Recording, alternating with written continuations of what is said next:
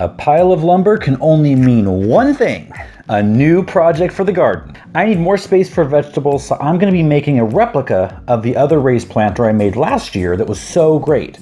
The only difference is this one won't be up on stilts. So if you want to have a new bed built on concrete like mine or on open ground, stay tuned. I'm going to walk you through the process from A to Z. The materials are pretty simple and everything costs less than $100 for a bed that measures 3 feet by 10 feet. I got 10 2x3 studs. I got 10 6-foot fence boards, the 6-inch wide ones. I got 3-inch number 10 outdoor screws, 1.5-inch number 8 outdoor screws, paint and wood stain with brushes and an old rag, a circular saw, and if possible, a chop saw. I have the materials list in the notes below, so you don't need to worry about writing all that down. So the first step is we're going to cut 8 of the 2x3s into 5-foot and 3-foot pieces. Then you're going to cut the 3-foot pieces into 30-inch pieces. So when you're all done, you should end up with 8 5-foot pieces and 8 30-inch pieces of the 2x3. Take 2 of the 30-inch pieces and 4 of the 5-foot pieces and arrange them in the shape of the base, just like this. With the leftover 2x3 pieces, you need 6 15-inch pieces. These will serve as the vertical supports for the planter.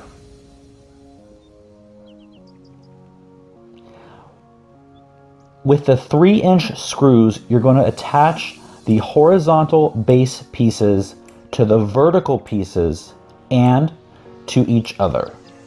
You're going to end up with one entire base piece with the 6 vertical supports. Now we're going to build the top ring, the top border. Just like the base, you're going to use 2 more 30-inch pieces for the ends and 4 more 5-foot pieces for the sides, and attach them at the top of all of the verticals. I also cut 4 30-inch pieces from the fence boards as cross braces to keep the sides from bowing out with the weight of the soil and the water. Cut more fence boards to end up with 4 5-foot pieces and 4 30-inch pieces, and attach them to the vertical pieces with the 1.5-inch screws all the way around the planter. Now for some color. Obviously this is an optional step, or you could stain the whole thing, with one wood stain color. I'm painting this to match everything else in the garden, and so that's going to be the turquoise that everything else has. And I'm going to put on 2 coats, so all the way around.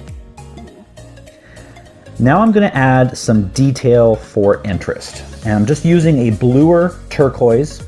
I'm going all the way around, and I'm kind of adding stripes, if you will, and just kind of blending the edges of those stripes into the background.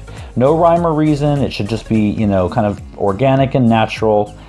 Just make sure they're blended in well. Now I'm going to use a greener turquoise. Same thing all the way around, just blending the edges. You don't want any hard lines. It should all be, faded into the background on the edges of each of those stripes. If you find your paint drying too fast, or if you're new to blending, take a really wet brush and brush water over the area you're going to be painting on, just to kind of wet it, and then paint over that. You'll get the paint to go on smoother, and it's going to be easier to blend into the background color. So I'm done with that. It's a bit bright, and I want to age it a little just to tone it down. I'm taking the dark stain that I have and I'm diluting it with a lot of thinner, and then I'm brushing it on. And I'm going to let it sit for, maybe 10-15 seconds, and then with an old rag, wipe it off. You can see it's going to age it a little bit and just not be quite so bright. Just do that all the way around. Now I'm going to cut the decorative vertical pieces. we're going to cut off about 1 inch of the fence boards lengthwise. And you can go ahead and cut, the whole board if you want to, all the way down the 6 foot. And then I'm going to cut them to fit vertically in the space that I have all the way around.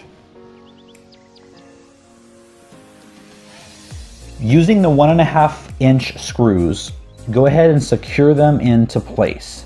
Now, not only are they decorative, they also are going to serve to cover the screw holes on the fence boards beneath them. All right, they're all on, and now it's time to use the stain to make the whole thing pop and just finish it off.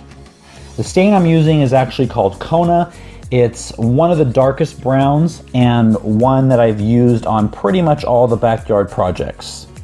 And I'm going to put 2 coats of this on as well. All right, we're getting there. Just a couple more steps until it's ready to plant. The first is to fill the bottom 2 inches of the planter with pea gravel. Now, if you're building over open ground, you could probably skip this step. But over cement, this is going to help with the drainage.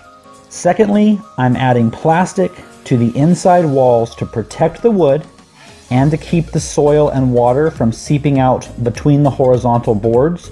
And I'm also letting the plastic kind of drape down and cover about 3 inches of the gravel so we don't have water and soil coming out beneath the planter either. That being said, go ahead and fill it with a great organic raised planter mix. And we're ready to plant. Thanks a lot, guys, for watching. If you enjoyed the video, please give us a thumbs up. If you learned something or plan to build your own, please hit subscribe and let me know how it goes. And I tried my best, but I'm sure I've accidentally missed some details or some steps throughout this process. If that's the case, just ask in the comments and I will get back to you with the answer. See you guys on the next video.